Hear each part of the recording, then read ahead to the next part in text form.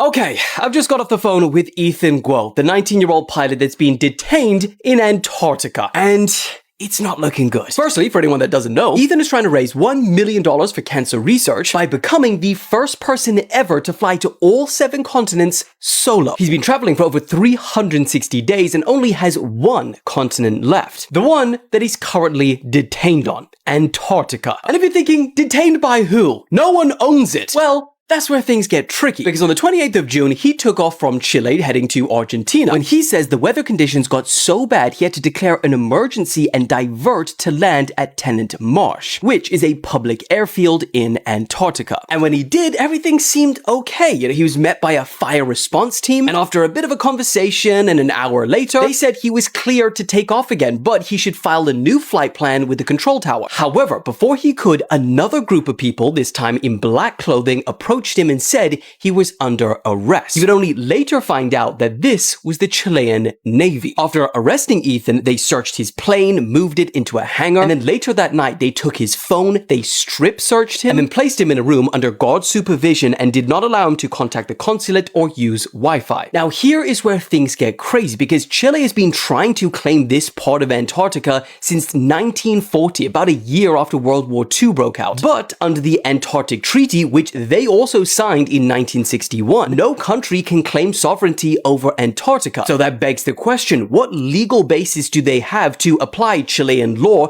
to a non-citizen outside of Chile? And that's not to mention that Ethan declared an emergency to land, which in the aviation world typically grants you immunity from laws and repercussions pending an investigation. From their perspective, they are saying that Ethan lied about the emergency, saying that his social media posts about his goal trying to land on all 7 continents suggests evidence for intent rather than a real emergency. And now things have got real bad. He said that they've now placed a 90-day travel ban on him from leaving Chile while they investigate. Problem is though, he's not in Chile, and he can't even get there because he says that they won't allow him to fly the plane and there's no boats or planes to get back there for months. He says he can't even leave the Navy barracks without someone having to go with him. So he's now stuck in Antarctica in peak winter, hoping that his legal team can somehow get him out. But at least he's got his phone back now, so I'll keep speaking with him and keep you guys updated as we know more.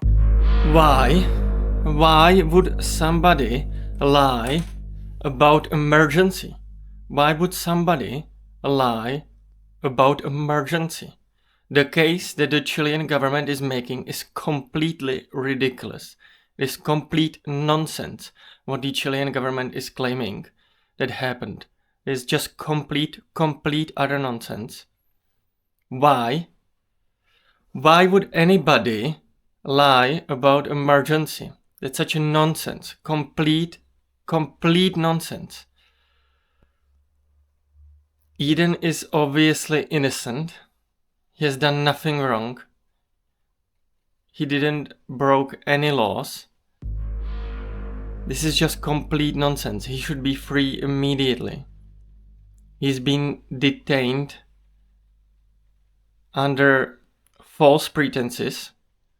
This is complete nonsense. He has done no wrongdoing. He has called for emergency landing. He should be freed immediately.